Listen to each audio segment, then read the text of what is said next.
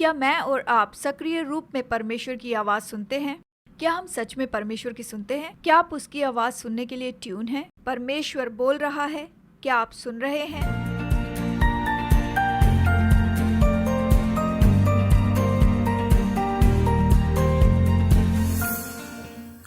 Hello, फिर से स्वागत है। आशा है कि आप अच्छे होंगे, हर दिन का सबसे अच्छा उपयोग करते हुए। जैसे मेरी उम्र बढ़ रही है, मैंने एक बात जानी है, वो है कि समय कीमती है। हमें मकसद के साथ जीना चाहिए और वही बनना है जिसके लिए परमेश्वर ने हमें बुलाया है। हमारे जीवन की यात्रा में जरूरी है कि हम प्रभु की आवाज सुनने के लिए ट्यून हों और हम लोगों को वो सब बनना है जो परमेश्वर चाहता है कि हम बने। अगर हम उसकी आवाज नहीं सुनते, मार्गदर्शन नहीं पाते, तो ये आसान नहीं है। बहुत से लोग इस बात को नहीं जानते कि परमेश्वर हमसे रोज बातें करता है। हम शायद उससे दूर हों और हमारा ध्यान भटका हो और कई बार बहुत निराश हो जाते हैं कि उसकी आवाज नहीं पहचानते।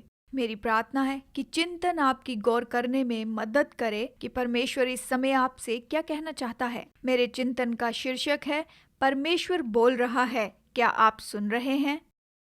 हमारा जीवन इतना व्यस्त है, हम अपने कामों में इतना पड़े हुए हैं कि आसानी से हमारा ध्यान भटक जाता है। हम खुद को ऐसी आवाजों से घेर लेते हैं कि वो परमेश्वर की आवाज को दबा देता है। देखिए, हम लोग तो सुनने की कला को ही भूल चुके हैं। मेरे पति रमेश को उनके 50वें जन्मदिन पर उनके दोस्तों से अच्छा उपहार मिला और ये उपहार तो नॉइज कैंसलिंग हेडफोन था। अपने फेवरेट म्यूजिक को सुनना सच में कितनी अच्छी बात है और बाहर के नॉइज को कैंसिल करके सुनने का अनुभव तो और भी मजेदार होता है। मैं कामना करती हूँ कि जब भी हम परमेश्वर को खोजते हैं, हम भी आवाजों को कैंसिल करें। हम सब के लिए आवाज कुछ भी हो सकती है। ये आवाज तो कोई भी चीज हो सकती है जो भेजने वाले और पाने वाले में रुकावट होती है, और ये आवाज तो हमारे आसपास की शारीरिक आवाज भी हो सकती है। हमारे बगल में ही स्कूल है और सुबह के समय इतनी आवाजें होती हैं। देखिए, आवाज तो शारीरिक आवाज में ही सीमित नहीं होती, लेकिन हम लोग अपने आप को ऐसे शोर शराबे में जोड़ सकते हैं। फेसबुक, व्हाट्सएप और इंस्टाग्राम कुछ लोगों के लिए शोर हो सकता है। मैं जानना चाहती हूँ कि आप दिन का कितना समय अपना सोशल मीडिया पर बिताते हैं। अपने फोन पर गेम खेलना भी ध्यान भटकाने जैसा हो सकता है। मुझे वर्ड्स गेम खेलना बहुत अच्छा लगता है और एक समय था कि मैं उनकी आदी हो चुकी थी। नेटफ्लिक्स या फिर टीवी देखने के बारे में क्या, हम सब की अपनी अपनी अलग आवाज होती है जो हमारे जीवन में परमेश्वर की आवाज को दबा देती है। क्या आप और मैं सक्रिय रूप में परमेश्वर की आवाज सुनते हैं? क्या हम परमेश्वर की सुनते हैं, उसकी आवाज के लिए ट्यून है? क्या हमारा हृदय उसकी सुनने के लिए सही दशा में है? पिछली बार आपने उसे कब बोलते हुए सुना? आज की कहानी पाई जाती है पहला राजा अध्याय 19 में। ये कहानी भविष्यवक्ता एलिया के जीवन से है। एलिया उस समय में रहता था जब परमेश्वर के लोग उससे दूर जा रहे थे और दूसरे ईश्वर की उपासना कर रहे थे। आहाब तो बुरा राजा था जिसने इस मूर्ति पूजा को बढ़ावा दिया। पहला राजा 18 में हम देखते हैं, ये घटना तो बाल के भविष्यवक्ता और सच्चे परमेश्वर के भविष्यवक्ता एलिया के बीच में हुई। बाल प्रकट नहीं हुआ पर परमेश्वर हुआ। बहुत ही अद्भुत रीति से स्वर्ग से आग बरसती है और एलिया ने ये साबित किया कि परमेश्वर ही सच्चा परमेश्वर है। ये तो स्पष्ट विजय थी परमेश्वर के और उसके भविष्यवक्ता एलिया के लिए। इस घटना के बाद आप अपेक्षा करेंगे कि एलिया तो परमेश्वर की सामर्थ्य में मजबूत रहा, अटल रहा, लेकिन अगले ही अध्याय में हम ये कहानी यहाँ पर देखते हैं। हम देखते हैं कि कितनी जल्दी वो विजय भूल गया। राजा की पत्नी जहेजबेल ने एलिया को मारने की धमकी दी और एलिया तो इतना डर गया कि अपनी जान बचाकर भागा, और वो डर के मारे जितना दूर हो सका उतनी दूर वो भागा और एक गुफा में जाकर छुप गया।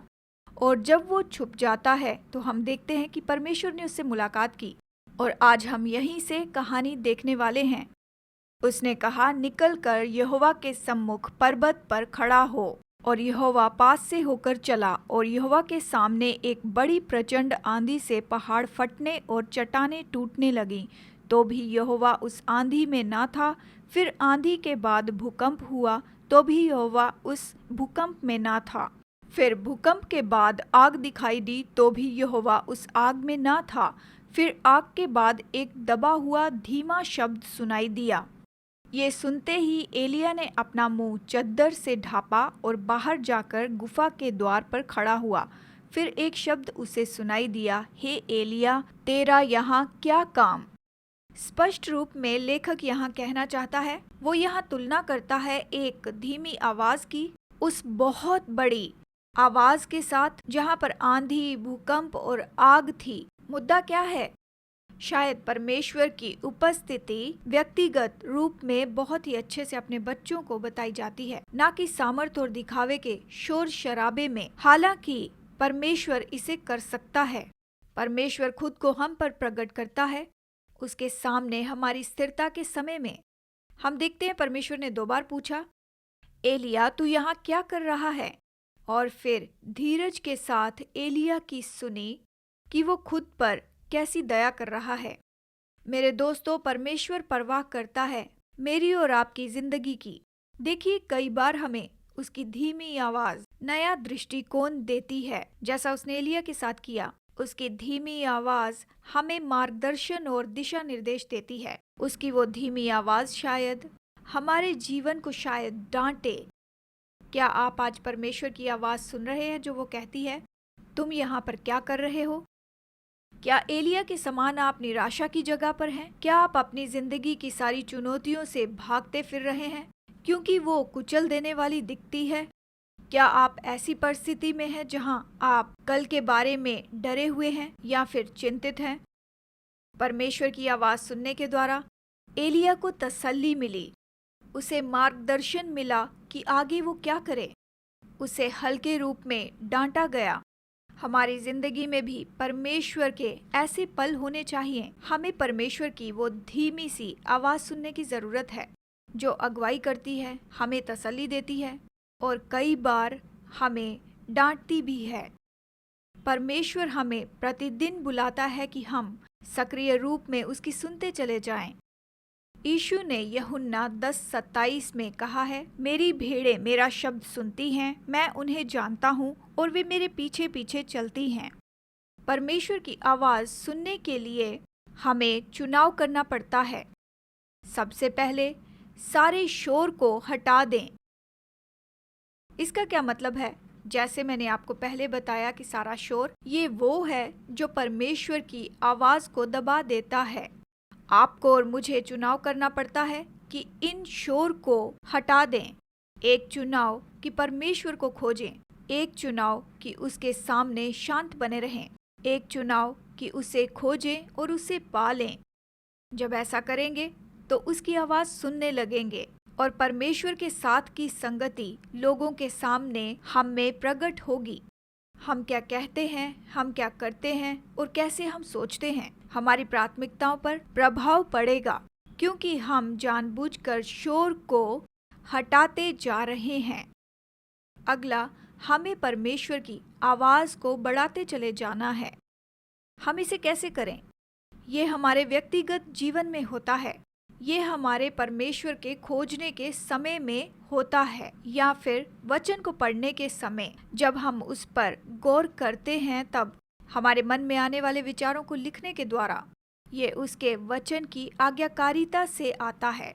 परमेश्वर के साथ हमारा व्यक्तिगत समय प्रभाव डालेगा। जीवन में लोगों के बीच में हमें उस शोर को हटा के उसकी आवाज की ओर गौर करना है। वचन कहता है, शांत रहो और जान लो कि मैं ही परमेश्वर हूँ। परमेश्वर हमसे बात करता है उस स्थिरता में, उस शांति में, हमारे प्राण की उस शांति में। तो आइए जानबूझ के उस शोर को बंद करें, परमेश्वर की आवाज को बढ़ाएं, परमेश्वर के वचन में उसे खोजते जाएं। उसके साथ के शांत समय में आइए उसकी आवाज सुनना शुरू करें। जिन लोगों को उसने हमारे आसपास रखा है उनमें हम बदलाव लेकर आएं। परमेश्वर बोल रहा है, क्या आप सुन रहे हैं? पिता, हम तेरा धन्यवाद देते हैं उस विश्वास के लिए जो आपने हमारे हृदय में रखा है। धन्यवाद देते हैं कि तू हम सब से बहुत प्रेम करता है। पिता, हम बहुत आभारी हैं कि हम तेरी आवाज़ सुन सकते हैं। पिता, मदद कर कि हम तेरी आवाज़ को अपने जीवन में अच्छे से सुन पाएं और तुझे खोजते जाएं। प्रभु बोल, मैं तुझे सुन रही हूँ। मुझ पर खुद को बड़े रूप में प्रकट कर, मुझे आकार दे और वैसे ही बना जिसके लिए तूने मुझे बुलाया है। यीशु के नाम से मांगती हूँ, आमीन।